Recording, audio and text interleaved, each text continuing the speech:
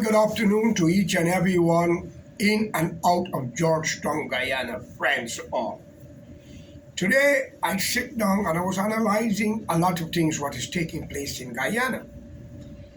And yes, I have a lot on my mind and I would like to speak to the president and the vice president. But first I have a word for all politicians. If you are a politician or a preacher and you cannot take criticism, then you are not ready to be a leader. And if you will use the law of the land that you are granted the opportunity to sit, to govern on, to use it against people criticize you, to expose certain things, then you are worse than a man robbing people, pickpocketing, or kicking down doors. Especially when you will use the court also to lock up your opponent or people who say you are wrong. My friends, the late man Nelson Mandela said, such a man is a dressed up criminal, not a leader, not one who cares for a nation. Because politicians must understand that the mandate that was given to you by the choice of the people. And therefore, you have to learn to understand not everybody will support your cause, especially if they have no good vision and they are following a wrong group, political party, or members of any group that is ready to destabilize a government, whether good or bad. My argument is plain and simple. Since 1966, with the so-called independence, Guyana had never had a good leader. The late Burnham, Ramatar, and all the others fall apart. And yes, what happened in the 60s to the Indian race and other race under black leadership must not be forgotten. You, the young generation, who don't know anything, should ask the elder before they depart from this earth. It wasn't nice for the Indian people. And it wasn't nice for the other races. Especially what happened in Mackenzie Uprising. Wisma, Mackenzie, Buxton, Pleasance, then Amsterdam and elsewhere. And both party, PPP and PNC, have the hooligans. Lack of education, lack of knowledge, create a lot of unnecessary problems for both races on either side of the fence. But yet, there are a lot of good black people who stand up for dignity, honor, and respect, as much as a lot of Indians. But I want to make it straightforward. If Guyana have 6 races, why only the black man must rule or the Indian man must rule? In a country where you claim you're emancipated, you should go back to Africa as the black person. And you Indian claim you are right but have no day of departure.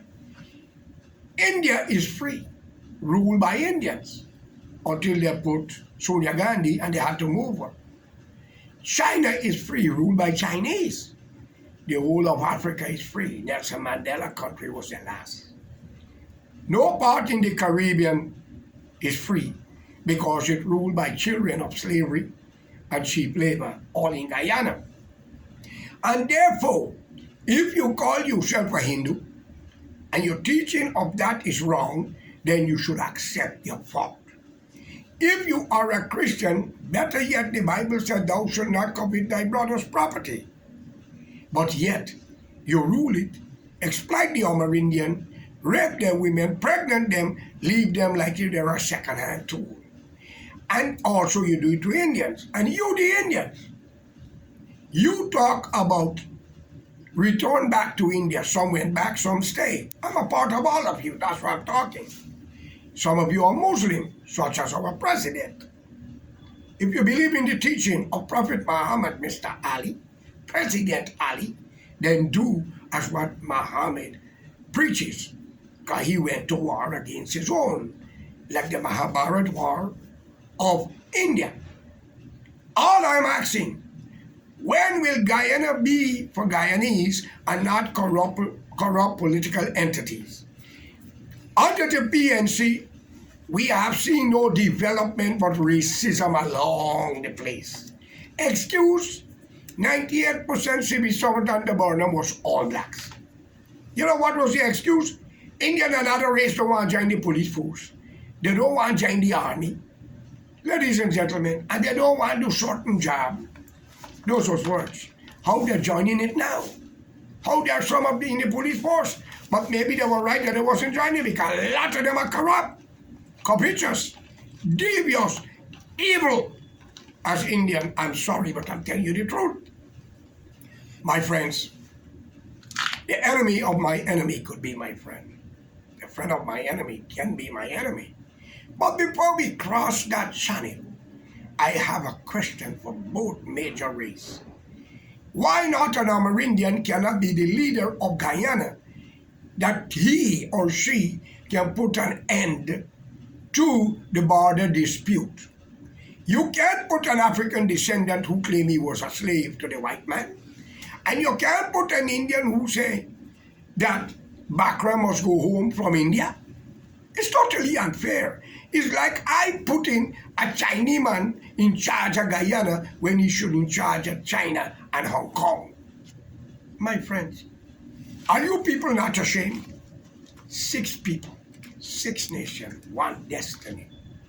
And to make the long story short, why the Amerindian cannot get the rights to the whole land? They don't have a place in Georgetown where they could stay. According to information, it's alleged.